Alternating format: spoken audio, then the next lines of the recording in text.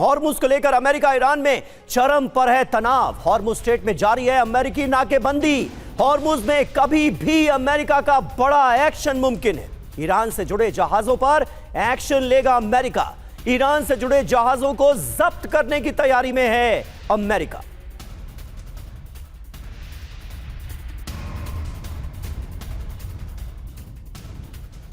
तो देखिए, तनाव बढ़ता नजर आ रहा है हॉर्मुज स्ट्रेट को लेकर। कहा तो यह लग रहा था कि हॉर्मुज स्ट्रेट के खुलने के बाद जिस तरह से ईरान की तरफ से यह कदम उठाया गया था, तनाव बहुत कम हो जाएगा, जंग दोबारा नहीं होगी। लेकिन अब चीजें एक बार फिर से यू टर्न लेती हुई नजर आ रही हैं। हॉर्मुज में कभी भी विध्वंसक जंग मुमकिन है। 6 बड़ी बातें आपके सामने रखने जा रहे हैं। हॉर्मुज को लेकर अमेरिका ने चेतावनी दी। ईरान से जुड़े जहाजों पर जल्द एक्शन लिया जाएगा। तेल टैंकरों और जहाजों को जब्त करेगा अमेरिका। अमेरिकी नाकेबंदी में कोई जहाज ना गुजरे। अब तक 23 जहाजों को यहां से वापस भी भेज दिया गया है। ईरान से तेल लेकर जा रहे जहाजों पर कार्रवाई की खबरें आ रही। नाकेबंदी का देखिए असर क्या हुआ है। अभी रोजाना ईरान के 1.7 मिलियन बैरल तेल निर्यात पर खतरा आ गया है। ईरान औसतन रोजाना 19.5 मिलियन बैरल तेल निर्यात करता है। अमेरिकी नाकेबंदी बढ़ी तो ईरान के तेल निर्यात पर इसका बहुत बड़ा असर होगा।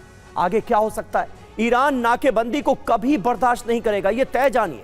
अमेरिका और ईरान में फिर से भिड़ंत तय है अगर ऐसा हुआ तो। अतुल सर, किस तरह से आप इस पूरे डेवलपमेंट को देखेंगे, आंकेंगे?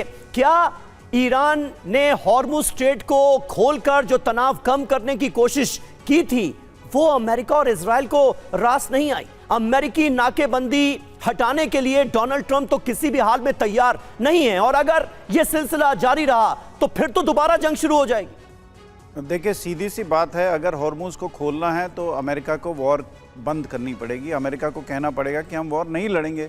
वॉर शुरू होने से पहले हॉर्मुज बाकायदा खोला था, आराम से शिप आ जा रहे थे, पूरा वर्ल्ड ट्रेड नॉर्मल तरीके से चल रहा था, तो कोई दिक्कत नहीं थी। As far as nuclear issue की बात थी, वो भी ईरान मान गया था। ईरान ने तो बहुत पहले फतवा भी जारी कर दिया था कि हम न्यूक्लियर वेपन बनाएंगे ही नहीं। तो कोई मुद्दा तो कोई था ही नहीं। मुद्दा सिर्फ एक है। और अगर आप अमेरिका को भी देखें तो अमेरिका के लिए भी कोई जरूरी नहीं था कि ईरान के ऊपर आके अटैक करे।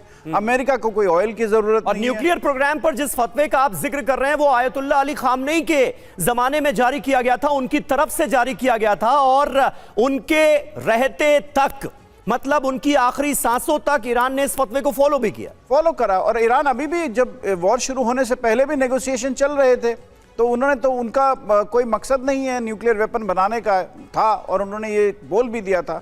हाँ, अब वॉर के चलते शायद वो ये दोबारा सोच सकते हैं कि ये तो रुकते ही नहीं है, हम जितनी भी इनकी बातें मान लें उसके बावजूद भी ये तो जंग के लिए हमेशा तैयार रहते हैं।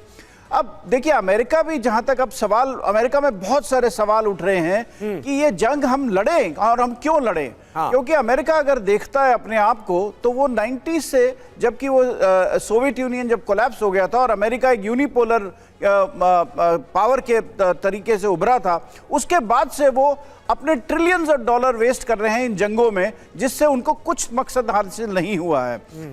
सिर्फ फायदा जो हुआ है पूरे मिडिल ईस्ट में जो जंगें लड़ी हैं अभी तक, उसका इजराइल का फायदा हुआ। तो अमेरिका में ये सवालिया निशान खड़े हो गए हैं, क्या एक टाइनी आइलैंड हमको नचा सकता है कि अपने इशारों पर कि हम उनके चलते हुए लड़ाई लड़ते रहें। अब अमेरिका में ये इवन पोप जो हैं, वो भी जो पोप है जो अमेरिकन है इस वक्त, वो भी इस वॉर के अगेंस्ट है, और ट्रंप उनके अगेंस्ट भी मोर्चा खोले हुए हैं।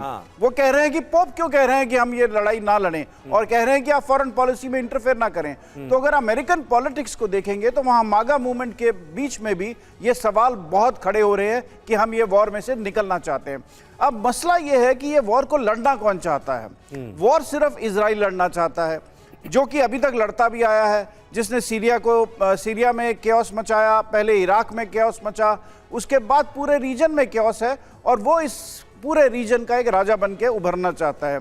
ईरान उसके रास्ते में खड़ा है। अगर ये वॉर रुकती है तो सबसे बड़ा नुकसान मेरे को लगता है वो इजराइल का होगा, क्योंकि अमेरिका तो इस पूरे इलाके में से निकलना चाहेगा, जैसे कि ट्रंप की पॉलिसी है कि वो नहीं चाहते कि हम अपना एक्स्ट्रा पैसा वेस्ट करें, बेसिस चलाए, और उनको ऑयल की भी कमी नहीं है।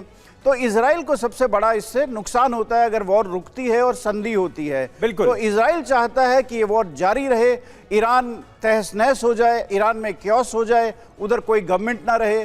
सही बात है, और इसीलिए बेंजामिन नेतन्याहू ने पूरी ताकत झोंक दी है कि हर हाल में ये जंग आगे भी जारी रहे। वो साफ तौर पर नजर आ रहा है। इजराइल का रुख देखिए आप, यही है कि किसी भी कीमत पर सीज फायर को आगे ना बढ़ाया जाए।